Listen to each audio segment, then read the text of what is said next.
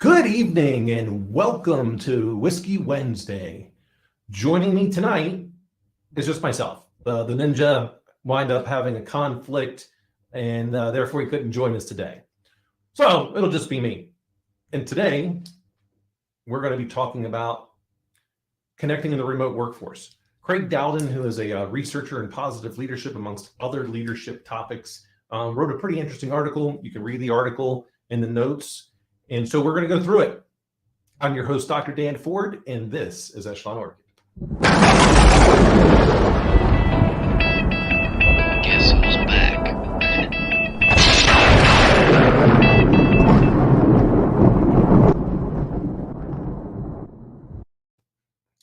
All right, so let's go ahead and get to it. I don't know about you all, but I get that Wednesdays are typically a hump day for many people. It certainly is for me. I tend to create my schedule to where it kind of ramps up and it's the busiest on Wednesdays, and then it starts to slide a little down. But these past couple of weeks have been, it's just been missing bullets being thrown everywhere at me at the moment. But hey, that's par for the course when you are an executive. You never know what's going to happen, and then just got to embrace the suck sometimes and just keep moving forward. So with that, in these type of trying times, I am consistently having to take some time to reflect and really focus back on that positive leadership aspect. This too shall pass. Now, it hasn't been such a bad week where, as you know, I pull out the really good stuff for those weeks, but nonetheless, it's been bad enough. So, we're just going to get into it. Another article from Forbes, Craig Dowden, who is one of the members, and that's a contributor. And we're talking a lot about this because of the Great Resignation. Should be no secret that many people are just saying, I resign, and they want this work-life balance better. I'm still not sure I agree with that term, work-life balance. It's really difficult for me because I think it's about, the energies that we all have around us. Sometimes I need to spend more time in my personal life, sometimes more time on my professional life, but they're interconnected. You can't really separate them if you're going to just be a person in the workforce. Now, maybe there are some people that can completely separate them.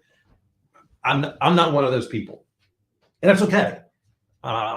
We all live the life that we all should be living the best life possible, whatever that might be for you. With that, there's a lot that are saying that there's a significant disconnect from the employer and employee relationship. And one of the things that we talk about here with Craig, I'm not talking with Craig. I would love to have Craig on. I'd love to talk to this guy.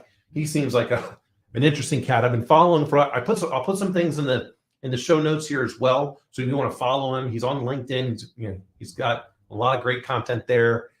His website has a lot of great content. Really, really interesting. So like I said, I'd love to have him on. So one of the big disconnects and that connection that's missing is really evident during the onboarding process. When you're onboarding a new employee, that's your only time that you have to make that first impression. So make sure it counts. Make sure they understand. Make sure you have a plan on how to keep your employees connected. We've talked about it before. I think it was on my monologue Monday this past week where Ariana Huffington was talking about we had our rituals. Those rituals no longer work in the same manner in which they do today. It's changed. It's evolved. Maybe some for the better, some for the worse, maybe some neutral. I don't know. I happen to like this aspect of being able to have my workforce work at a time and place of their choosing and get things done. Like that's what I care about. We agree to a date, hit the date, don't miss. So go ahead. So let's see. So he talks about some of the experiments that's happened, and I think these are pretty interesting experiments. One of them, well, it was two different experiments, and they both yielded the same results. One was choose whichever medium you want in order to communicate with a long lost friend, someone maybe from your childhood days. You can choose to text the individual, you can choose to pick up the phone, you can choose to email them, whichever medium you want. And it was reported that those that chose to pick up the phone and call them, even though that seemed like they were going to be they were a little bit more fearful in the beginning of doing that, but those that did reported a significantly higher positive interaction than those that just sent like a text or an email, something along those lines. Now, what's interesting is that when they repeated this with people that they didn't know, hey, you need to make a connection with someone that you don't know, and you could use that same options. Pick up the phone, text, email. You had to find out things about them. Those same people reported significantly more positive interactions for those that just picked up the phone and had the conversation. Now, I don't know, and I don't remember, perhaps, I don't know if video chat was an option or not. I don't recall in the article, and I'm kind of skimming through it as I'm going through the show here. So there might have been video, but I'm wondering if video would have yielded even more positive interactions. I would have to imagine yes, because you can see some verbal cues. Even with us communicating right now, you can see my hand gestures. I feel like you're engaging with me, and if I see any messages come across, I'll certainly be looking for those as well. Now, I think when we're choosing our interactions, we talk about social capital.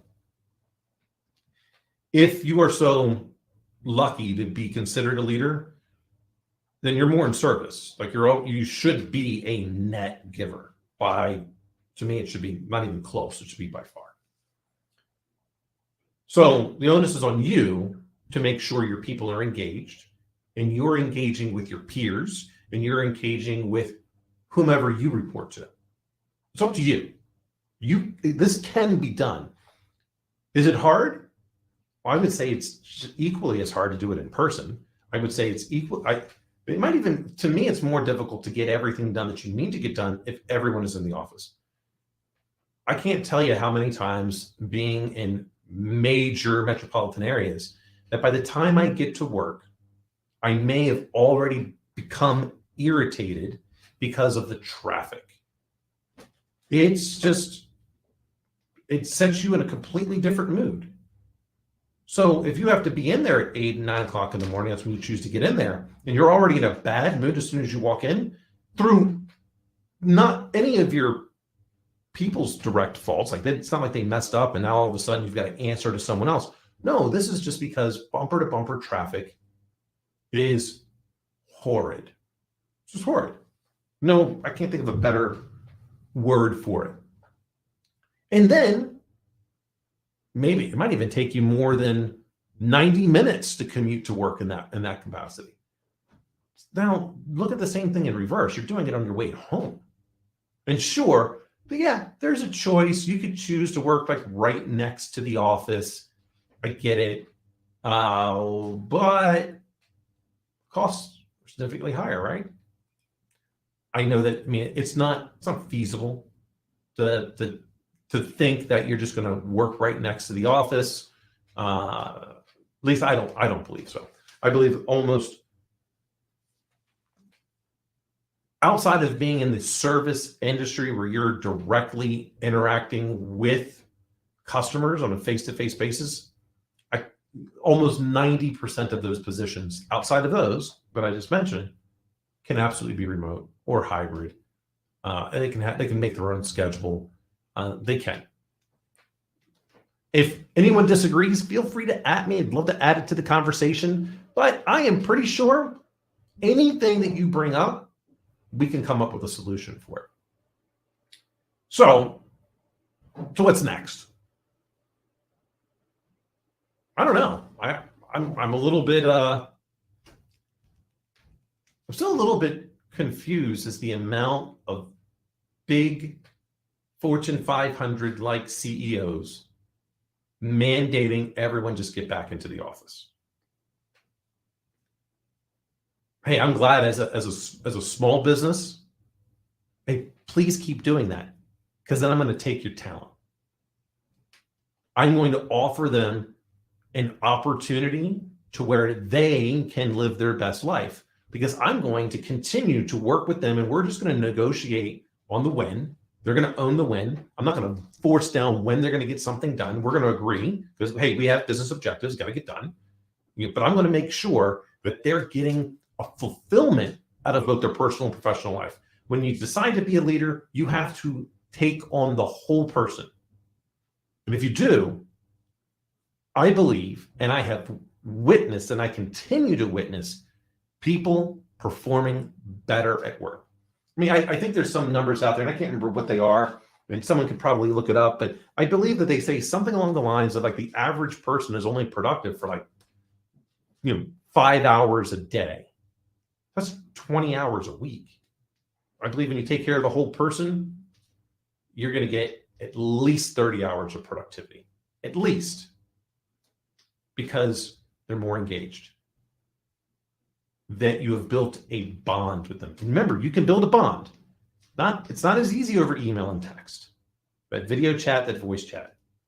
I mean, you might send them a text message like, hey, what's going on? Or, like a lot of my colleagues and I do, we'll be in the middle of a meeting and we're texting each other going, I can't believe that person just said that. And if someone else will chime in and kind of go, let me handle it. Like we're engaging during the conversation.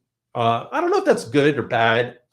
I think it's good because then it allows the right leader to handle the problem appropriately.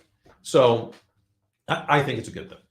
To me, I'd encourage it. You're engaged. It is kind of I think it's maybe even more polite than if we were in person. If I was sitting next to the person or that was texting and I were to whisper it, well, when you whisper, it almost seems like it might as well be screaming because everyone seems to pay more attention. But hey, this is a big point that we're talking about in this article, which comes to that piece of being in remote. What Craig says is that as a leader, beware of hitting the easy button. There's no such thing as an easy button. If it's easy, then wouldn't everyone be doing it? I think so. I think the answer to that is yes. So that means so it's easy in terms of communication. Fire off that email, fire off that Slack message or whatever instant messaging you're using, or text message. It's fired off, boom. Oh, well, I engaged with them. Now, engaging, they have to hear the voice, at a minimum, hear your voice. Ideally, they could see your face. Now, there's a lot of people, and I don't know the reasons for this. I haven't really looked into it, but there are quite a few that seem to be apprehensive of turning on their video. I don't quite understand the psychology of that. I have zero issues turning on the video. I don't care if people turn it on or not. But where I am employed, they prefer the video be on. I don't. To me, that's not what's important. What's important is that we're getting things done and we're communicating. And if that person doesn't feel comfortable, I don't want to force it on them. Some feel that they need to. I feel like the voice is important. So I don't enforce that.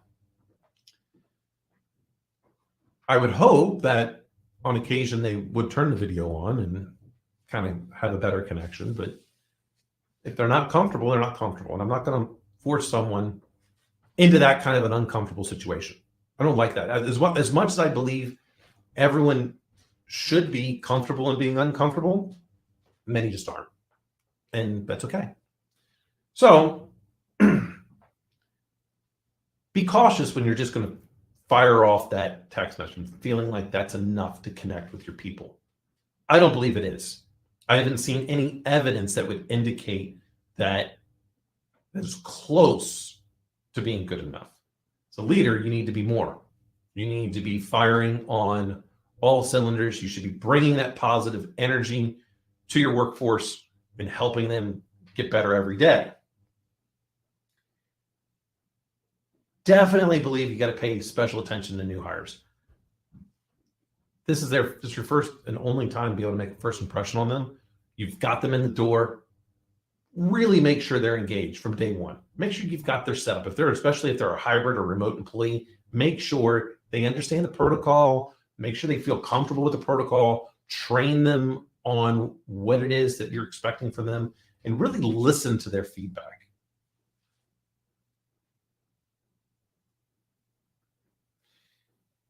So next, Craig talks about, hey, feel the fear, but do it anyway. I believe it's true. I mean, look, I don't think there's any much difference from what the hero or the coward feels. They both feel the same fear. It's just one runs towards it, the other one runs away from it. They're the same thing. Now, there's plenty of gray areas and places in the middle, but the pandemic has at least given us some really uncomfortable situations. And if you're looking for innovation, I can't think of a better time period since I've been alive that we've got such an opportunity to innovate, because the whole world became uncomfortable. Even those that may disagree with certain protocols around the world, you were still uncomfortable.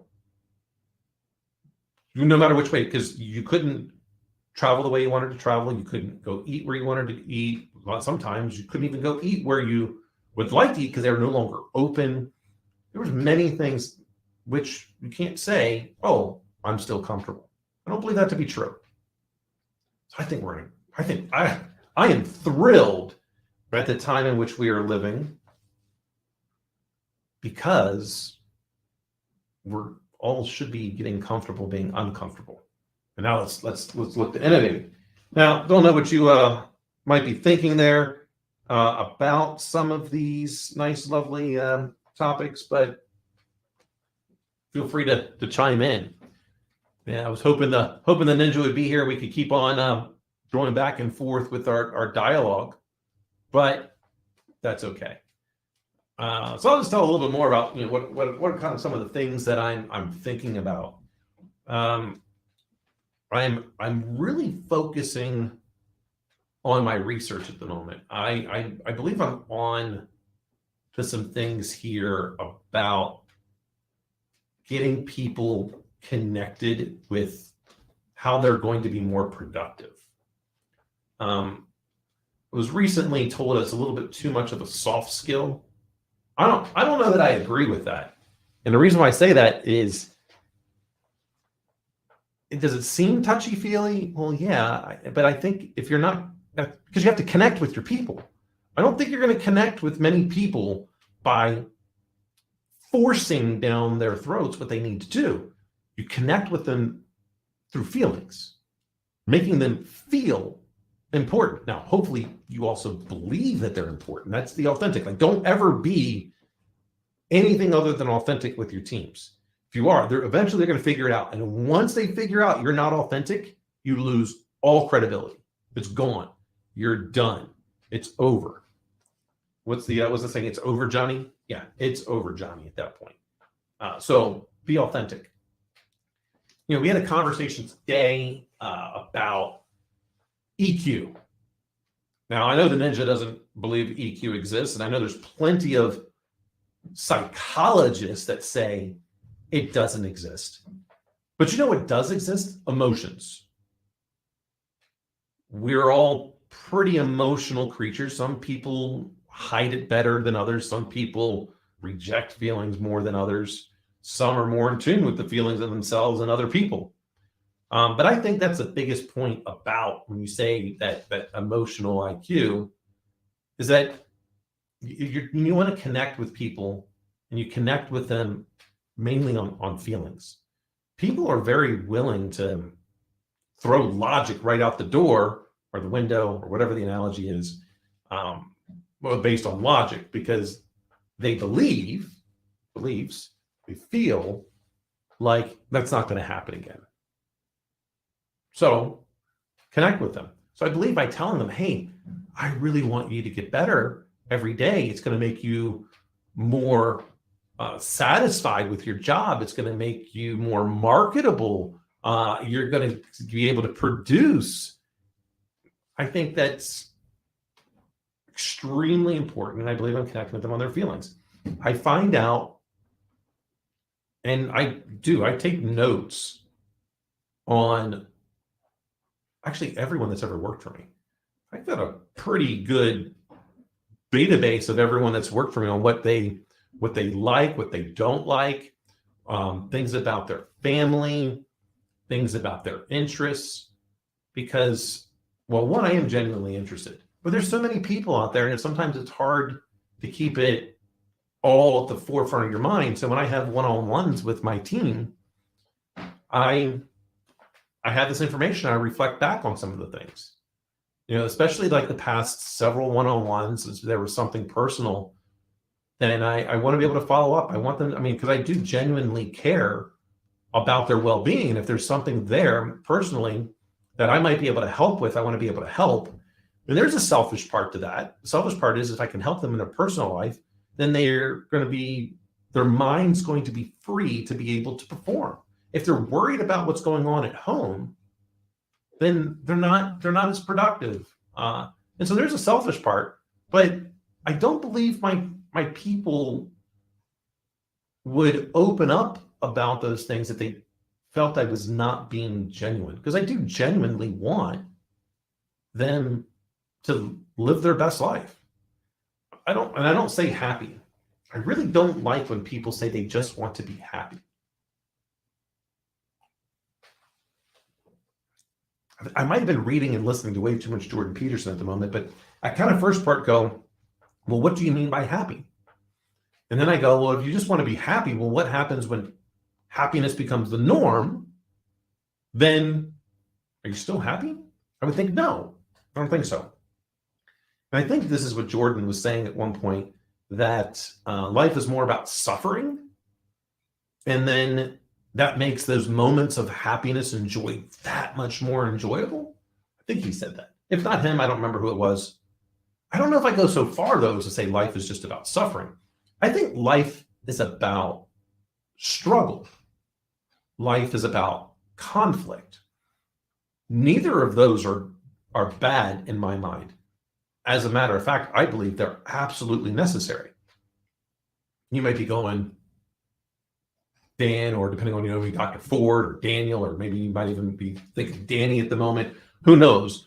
And you might be going, you're crazy. You don't know what you're talking about. Well, I feel like I do. I believe I do.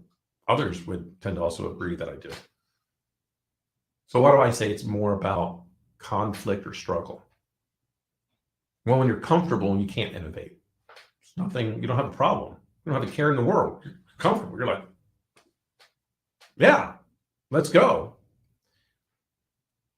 Think about wine.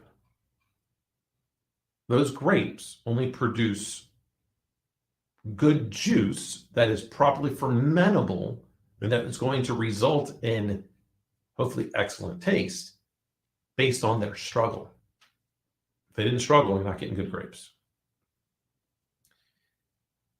If you didn't fight for it, whether hopefully it wasn't necessarily a physical fight, but let's say, hey, maybe you're a professional fighter. You think you got to the championship, that belt that you're wearing, because you didn't struggle? There wasn't conflict? There absolutely is. Now, hopefully the conflict that you have is going to be healthy conflict. If you want to know more about healthy conflict, take a look at Jeff DeGraff.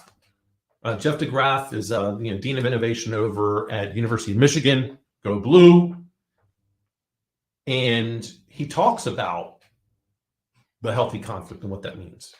You can also see this in how an organization starts to trend as well. Absolutely need both of those.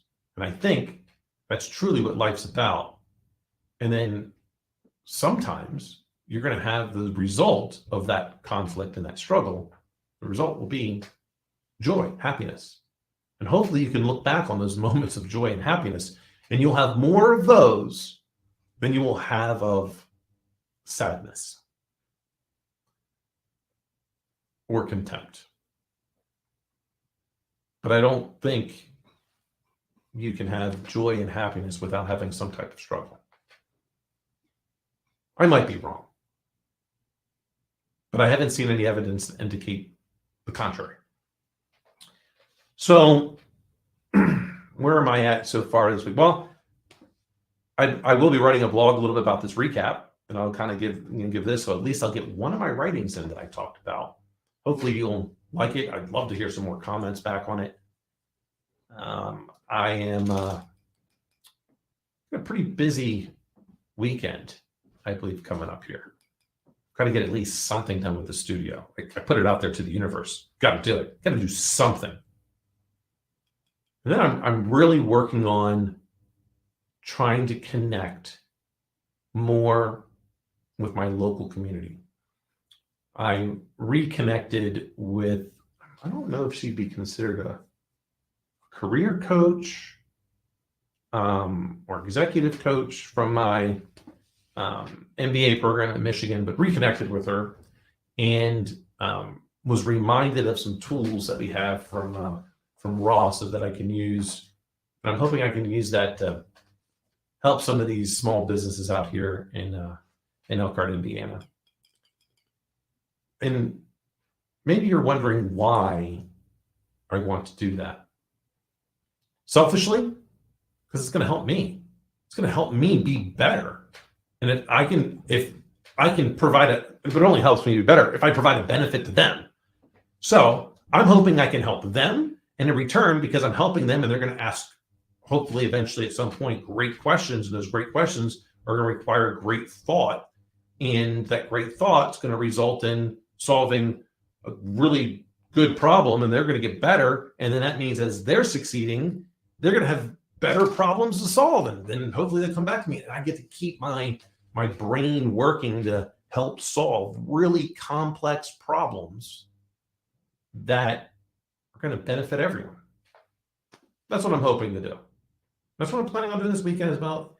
I'm trying to really think, what am I going to get done with this studio? You know what? I'm going to get the chair. Get the chair done. I got this nice chair I'm going to bring in there. That's more comfortable than what I'm sitting on right now. I feel like I got the lighting kind of going on a little bit for when I do a monologue or the ninja's not here. So I feel like I've got the lighting worked out. Yeah, doing well. Anyway, please feel free to chime in, join the conversation, help me be better so I can help you be better. Until next time, take care and have a great rest of your week.